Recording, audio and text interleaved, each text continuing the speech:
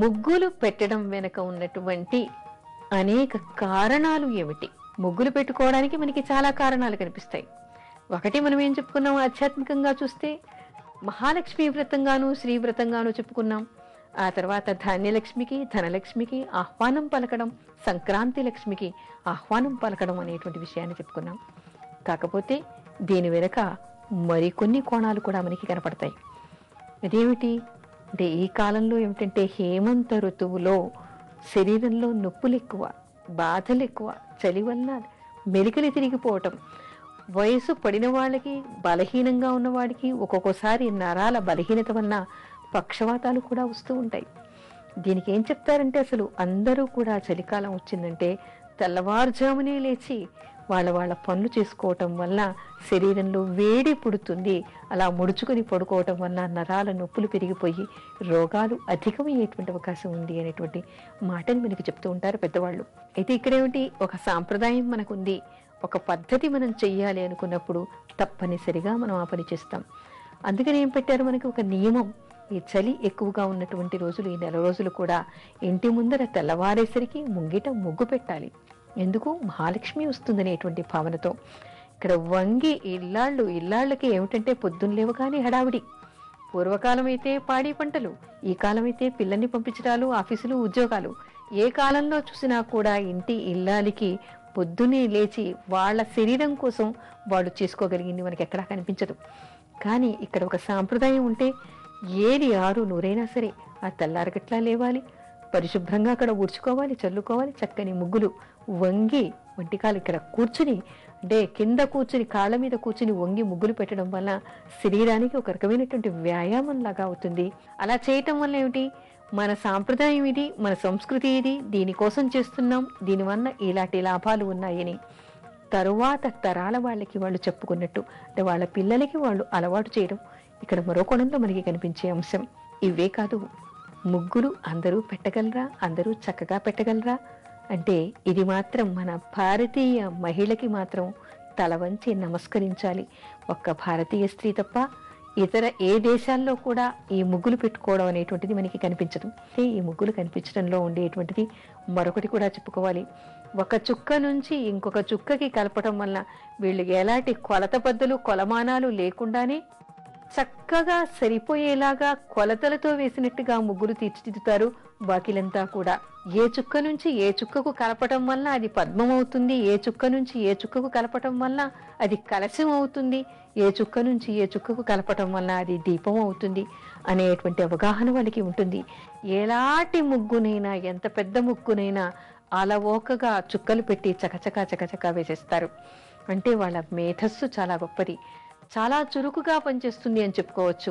అలాంటి చురుకైనటువంటి స్త్రీలు ఇళ్లల్లో కూడా వాళ్ళ సమస్యల్ని పరిష్కరించుకోగలిగేటువంటి తెలివితేటలు, చురుకుదనం వాళ్ళకి ఉన్నాయని చెప్పేసి మనకి ఆ ముగ్గులు వేసే విధానాన్ని చూస్తే కనిపిస్తుంది.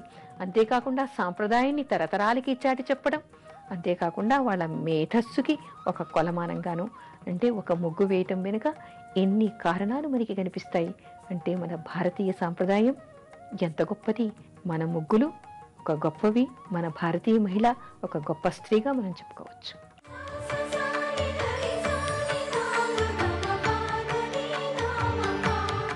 ఏలాంటి ముగ్గుల్ని వేయకూడదు, ముగ్గులు వేయటంలో కూడా అనేక రకాలున్నాయని మనం చెప్పుకున్నాం. అయితే ఏలాంటి ముగ్గుల్ని ఎక్కడ వేయకూడదు అనేటువంటి నియమాలు కూడా మనం తెలుసుకోవాలి. ఇక్కడ ఏమిటంటే ముగ్గులు వచ్చు కదా అని చెప్పేసి కొంతమంది ఎక్కడంటే అక్కడ అలాంటి ముగ్గులు వేస్తూ ఉంటారు.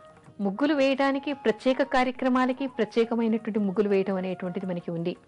అదేమిటి అంటే హోమాలు, ప్రత్యేకమైనటువంటి పూజలు జరిగినప్పుడు దేవుడి ముందర సర్వతోభద్ర అనేటువంటి ముగ్గును వేస్తాం. అది ఇంటి ముందర వేసి తొక్కడానికి వీల్లేదు. ఆ తర్వాత తులసి కోట ముందర, దేవుడి ముందర మనం పద్మాన్ని, తర్వాత శంఖాన్ని, చక్రాన్ని, గోవు పాదాల అడుగుల ముద్రల్ని కూడా మనం వరిపిండితో వేసుకుంటూ ఉంటాం. అక్కడ ప్రత్యేకంగా వేయాలి. అవి వేయటం వల్ల సప్త జన్మాలకి కూడా స్త్రీలకి వైధవ్యం రాదు అనేటువంటి వరం ఉంది అనేటువంటి మాట మనకి ఆధ్యాత్మిక గ్రంథాల్లో కనిపిస్తుంది.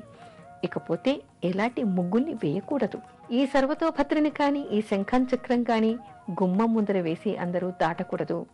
ఆ తర్వాత కొంతమంది శివలింగాలు ఉన్నటువంటి ముగ్గుని, తర్వాత ఈశ్వరుడు, అమ్మవారు ఇలా దేవతల బొమ్మల్ని కూడా ఇంటి ముందర వేస్తూ ఉంటారు. ఆ ముగ్గుని తొక్కనందు వరకు పర్వాలేదు, కానీ తెల్లవారి పొద్దున్నే దాన్ని తొక్కడం, లేదా ముగ్గు వేసినంత వరకే అందం, ఆ తర్వాత దాని మీద నుంచి బైక్ని తీసుకెళ్లడం, ఆ పక్క నుంచి కారును తీసుకెళ్లడం, అందరూ తొక్కడం, ఇలాంటివన్నీ కూడా చేస్తూ ఉంటారు. ఒక ముగ్గు వేస్తే అది ఏ ముగ్గైనా దాన్ని తొక్కకూడదు, కానీ ప్రత్యేకంగా శివలింగాల్ని, భగవంతుడి బొమ్మల్ని ఇంటి ముందర గీయటం అనేటువంటిది పనికిరాదు. మరొకటి ఏమిటంటే, ఇళ్లల్లో కూడా, ఇంటి ముందరే కాదు, కొంతమంది ఇంట్లల్లో కూడా పెయింట్తో ముగ్గులు వేసుకుంటూ ఉంటారు.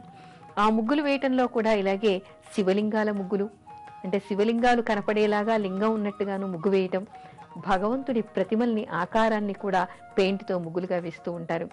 వేసి రోజు ఊడుస్తూ ఉంటారు, తొక్కుతూ ఉంటారు, దాటుతూ ఉంటారు, గెంతుతూ ఉంటారు. ఇంకా చిన్నపిల్లలైతే ఆ పని ఈ పని కూడా చేసేస్తూ ఉంటారు. అది మహాదోషం. అలాంటి ముగ్గుల్ని నెట్టింట్లో పెట్టుకుని తొక్కకూడదు, ముగ్గులు వేయకూడదు. అంటే తర్వాత దాని మీద అపచారం మనం చేయకూడదు, దాన్ని తొక్కుతూ వెళ్ళకూడదు.